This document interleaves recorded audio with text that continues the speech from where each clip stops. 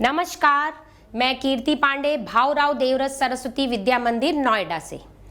आज हम कक्षा 10 के सामाजिक विज्ञान विषय में भूगोल वाली बुक के पाठ 4 कृषि इसके तीसरे भाग को समझने जा रहे हैं।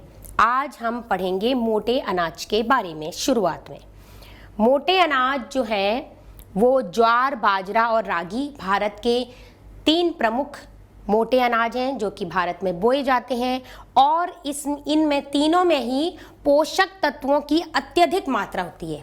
लोहे के अंश पाए जाते हैं इनमें और कैल्शियम पाया जाता है और फाइबर भरपूर मात्रा में इनमें होता है।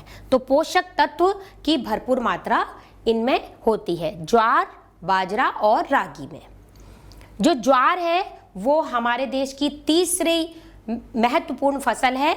जैसा कि पिछले भागों में बताया था, पहली महत्वपूर्ण फसल जो है चावल, दूसरी महत्वपूर्ण फसल जो है वो है गेहूं और ये तीसरी महत्वपूर्ण फसल जो भारत की है वो है ज्वार।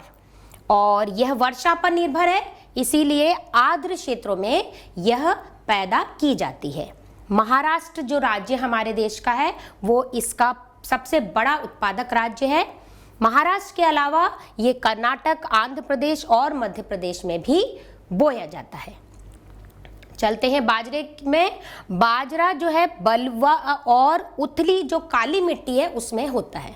तो जो बलुआ और उथली काली मिट्टी में ये जहाँ होती है, जैसे कि राजस्थान, और यहाँ पर बाजरे का सबसे ज़्यादा उत्पादन किया जाता है।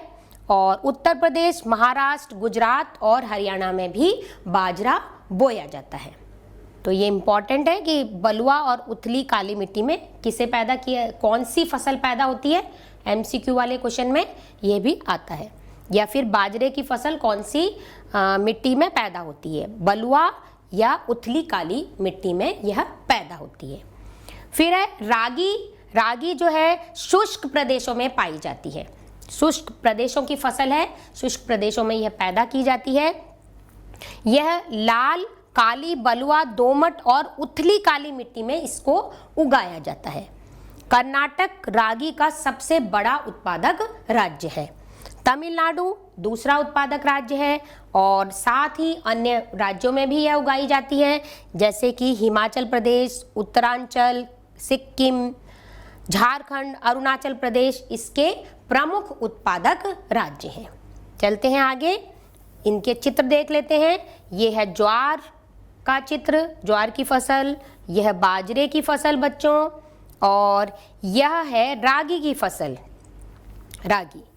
और इनके जैसे कि बीज जैसे कैसे होते हैं, ये ज्वार ऐसे दिखता है बच्चों, बाजरा, और जो ये रागी ये दो तरह से रेडिश भी होता है और ब्राउनिश ब्लैकिश भी होता है। तो ये दोनों रागी हैं, ज्वार और ये बाजरा।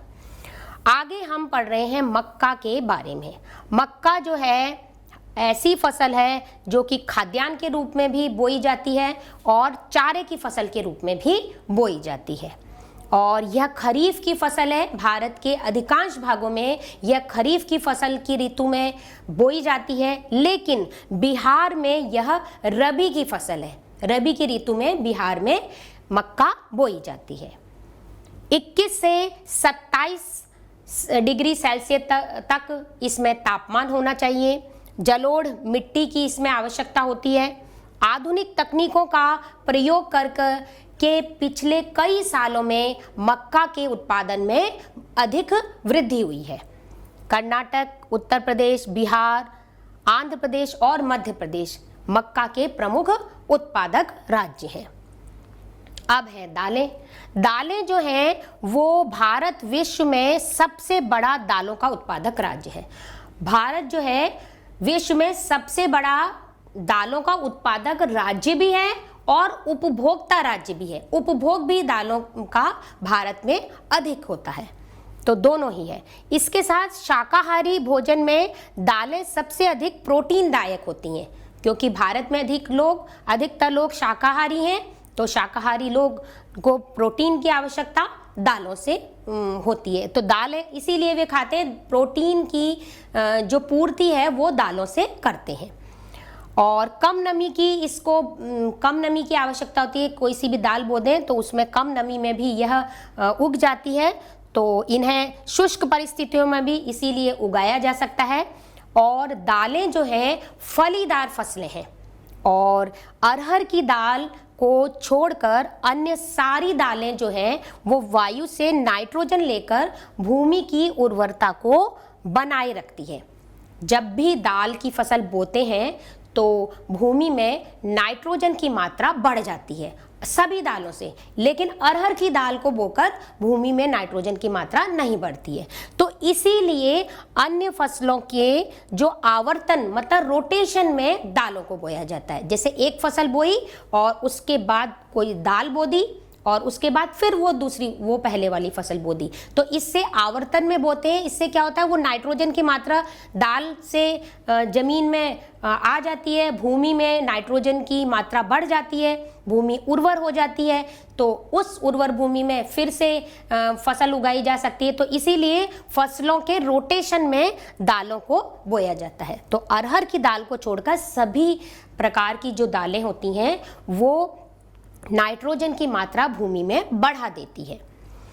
और इसीलिए मध्य प्रदेश, उत्तर प्रदेश, राजस्थान, महाराष्ट्र, कर्नाटक जो है दाल के प्रमुख उत्पादक राज्य है। बच्चों ये दाल है, दाल के प्रमुख उत्पादक राज्य हैं।